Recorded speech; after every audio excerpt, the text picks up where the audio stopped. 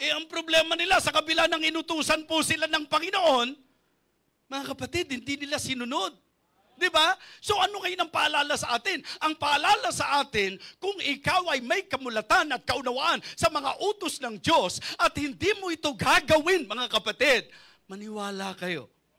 Sigurado po na ang epekto nito ay hindi magiging maganda sa atin. Di ba? The Lord commanded them specifically and particularly to bring their tithes, mga kapatid.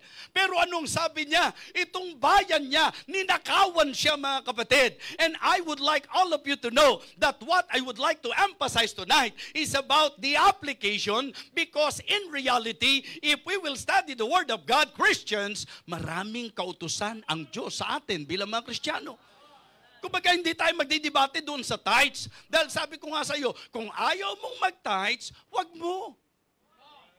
Hindi ako mamimilit ng kahit sino pa man. Di ba?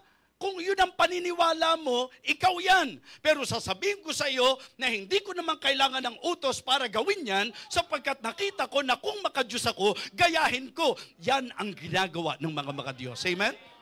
Now, ito ngayon ang problema. Ang utos naman sa Bible, hindi po tithing lang.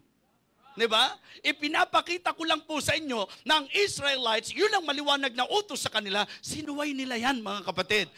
Tayo ngayon, ano maliwanag na utos ng Diyos? Take God seriously in His command.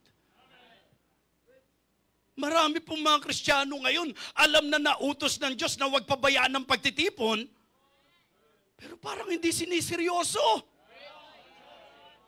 Parang ang gaan-gaan, parang ang babaw, mga kapatid, na basta hindi na lang dadalo. Just try to imagine, yung Diyos na pinagkakautangan natin ng lahat, yung Diyos na siyang dahilan kung bakit tayo pinagpala, yung Diyos na siyang dahilan kung bakit ka may trabaho, yung Diyos na may dahilan kung bakit ang buhay mo ay nadidireksyon. Heto ka ngayon, inutusan niya tayo, Kristiyano, wag natin pabayaan ang pagtitipon. Pero bakit maraming Kristiyano ang talagang napakagaang pa ring magpasya na hindi dumadalo sa pagtitipon? Hindi nyo po pwedeng sabihin, hindi ko pinapangaral yan. Hindi nyo pwedeng sabihin, hindi ko pinapaalala sa inyo yan. Mga kapatid, ang dami pa pong utos ng Panginoon sa Biblia at gusto ko pong makita nyo na ang isang Kristiyano ay dapat magseryoso sa mga kautusan ng Diyos. Ang pagbibigay po'y kautusan ng Panginoon. Yan po, mga kapatid, yung paglilingkod po natin, yung kung papaano na dapat tayo'y humayo, yan po ay mga kautusan ng Diyos sa atin. At ang sinasabi ko ngayon, kung Kristiyano ka, you need to take God seriously, particularly in His command, or else, like what happened to them, yan din po ang po pwede mangyari sa atin. Mga kapatid, mga minamahal, take God seriously in His command. Diba? So balikan natin. Kasi nga po, ang gusto kong makita nyo, itong specific na karanasan ng kanyang bayan. Inutusan sila ng Diyos, pero ano ginawa nila? Imagine yung word na ginamit. Nagugulat lang ako sa mga pastor na gumagamit nito nang walang ingat Ano po? Kasi contextually speaking, ang Malakay chapter 3, naniniwala naman po ako na yan ay pakikipag-usap ng Diyos sa kanyang bayan through Prophet Malakay. Mga kapatid, di ko kinokontra yun. Naniniwala ako na contextually speaking, for the Israelites yan. Pero yung sasabihin nyo na ang tithes ay para sa Israelites, yun po ang hindi ako sumasang-ayon. Dahil ang tithes ay para sa mga makadiyos. Amen? Ang mga kumikilala na lahat ng bagay sa buhay natin bigay ng Diyos, yung mga kumikilala na ang pagpapala ay galing sa Diyos, yung kumikilala na kaya tayo meron dahil sa Diyos, mga kapatid, marapat lang na tayo po ay magbalik sa Panginoon ng mga bagay na dapat kilalanin natin na para sa Kanya. Amen? So kaya ang gusto ko lang, kunin natin yung aplikasyon. Sa kontekstong ito, inutusan sila, pero hindi sila nakinig. Di ba? And because of that, ano nangyari? Di ba? Ano nangyari? Tingnan niyo po ang sabi ng verse 8 and 9. Verses 8 and 9. Will a man rob God? Yet ye have robbed me. And you say, wherein have we robbed thee? In tithes and in offering. So iyon po ang maliwanag na pinarating ng Panginoon sa kanila through Prophet Malakay, na kanila raw po ninakawan ng Diyos sa hindi nila pagbibigay ng dapat nilang ibigay. Ganon din po tayo, hindi lang sa usapin ng tithes. Kung merong dapat ibigay mo sa Diyos at hindi mo binibigay, ganon din po, walang pinag-iba. Yun din ang kalagayan natin. Tama po? Ha? Yung alam natin na ito'y para sa Diyos at hindi natin binigay. Di ba? Kaya nga mapapansin nyo po sa church natin, wala tayong pananakot. Pero meron tayong pagtuturo. Amen? Kasi hindi pananakot ang kailangan. Pagtuturo ang kailangan. Dahil pag natuto, sigurado po mga kapatid, na ito ay kanyang i-apply.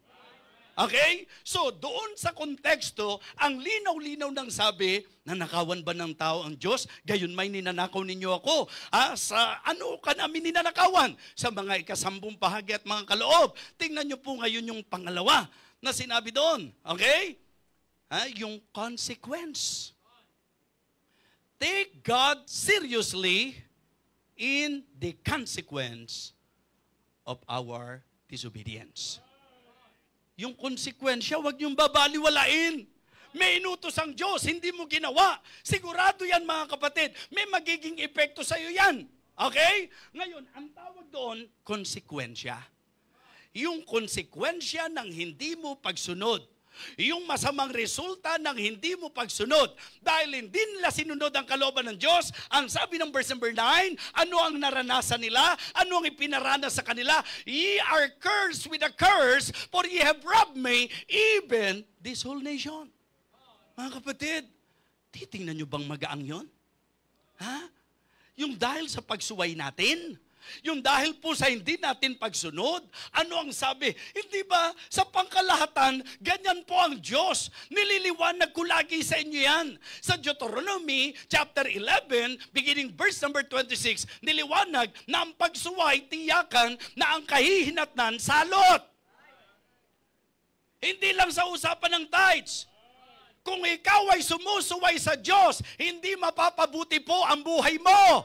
Kung ikaw ay sumusuway sa Diyos, tiyak na mapapariwara ka. Kung ikaw ay sumusuway sa Diyos, tiyak na may hindi magandang ibubunga ang pagsuway mo. Dahil hindi po magiging makatotohanan at tila hindi makatwiran kung sumunod ka man o hindi. Maganda pa rin ang kahihinatnan. Kaya ang sabi po sa Deuteronomy chapter 11, beginning verse number 26, Behold, I have set before you this day a blessing and a curse.